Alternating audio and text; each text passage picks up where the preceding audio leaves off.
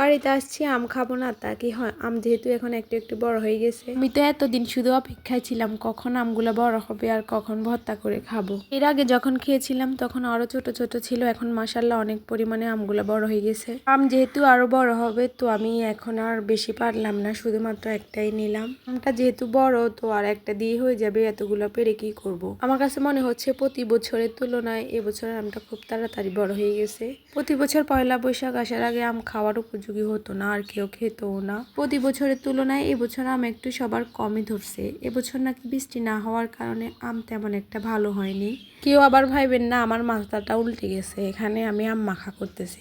অনেকে বুঝতে পারতেছেন না, ভাবতেছেন যে কি রে পলিথিনের ভিতরে কি করে। হচ্ছে আমের মধ্যে ঝাল মরিচটা একসাথে দিয়ে পলিথিনের মধ্যে বেঁধে এগুলাকে আমি ইট দিয়ে থ্যাতো করে নিয়েছি। ছোটবেলায় আমরা সবগুলো ফ্রেন্ড একসাথে মিলে এভাবে আম মাখা করে খেতাম। আসলে এভাবে আমটা মাখালে এত পরিমাণে মজা লাগে বলার বাইরে। আপনারা যারা এভাবে কখনোই খাননি তারা একটু ট্রাই করে দেখবেন, অনেক মজা এটা।